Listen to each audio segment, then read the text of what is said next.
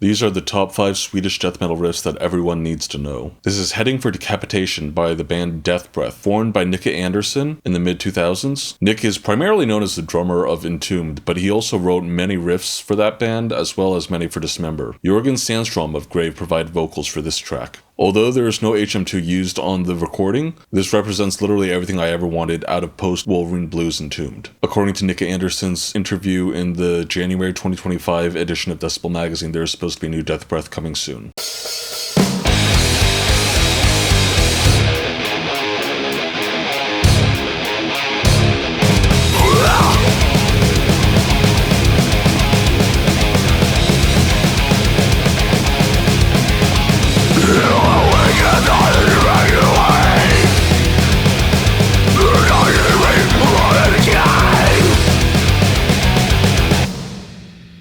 I like how this riff is very classic rock and roll with the way it goes from the root up a fifth during the verse. You can hear similar devices in bands like Bastard Priest Under the Church or Repugnant. This is Draped in Cerecloth by the band Repugnant. They were formed by Tobias Forge, also known as Papa Emeritus of the band Ghost. Epitome of Darkness was released after the band broke up, but they were formed in '98 and were one of the earliest OSD and revival bands alongside another extremely overrated and bad Swedish band. Although fans and critics consider many modern Swedish death metal bands to be ripping off of Entombed and Dismember, I think most of the crusty and thrashy riffs are coming from Repugnant.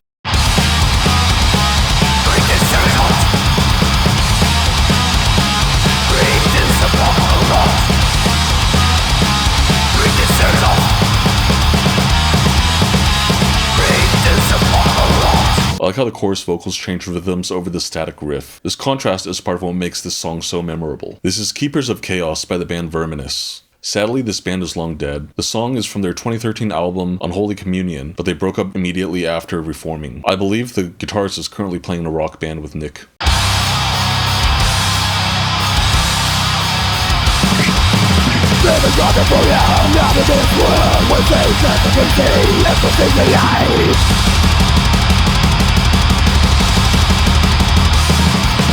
You wake the world, you wipe away the first week of the sun, Lord of Light. I consider these tremolo type riffs to be emblematic of a second wave of Swedish death metal in the late 90s and early 2000s, similar to countryman Kamos. I think the main difference is that it's very metallic, which is in contrast to the crusty and punky attitude of Entombed of the late 80s. This is Abysmal Grief by the band Goddefied, a curious band that only released a single EP on Wild Rags Records in '93 for calling it quits for almost 20 years. They've become active again, but I don't think they've played much or recorded anything since a single EP in 2009. When I think of Entombed clones, Goddefied is the platonic ideal of Entombed clonery. There is not a single original thought in the band whatsoever. However, the riffs still slap.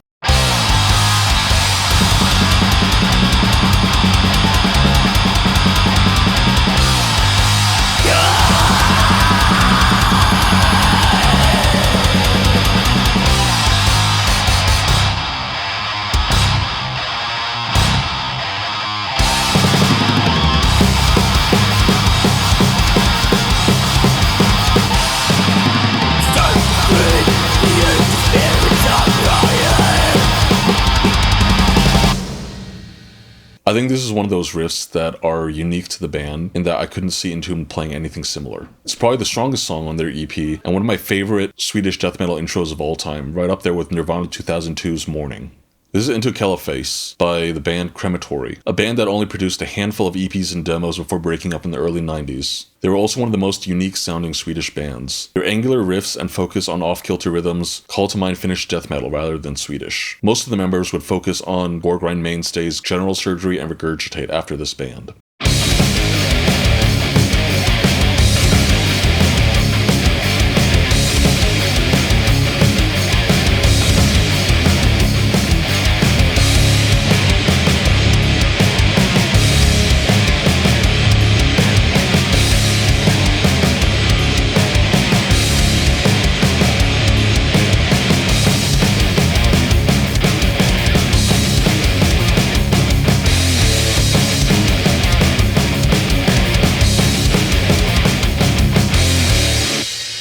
The way the power chords slide around on this riff make me think of brutal death metal. Urbanski is also probably the greatest Swedish riff writer of all time, especially when you account for his time in this band as well as General Surgery, Regurgitate, and his short stint in Nasum.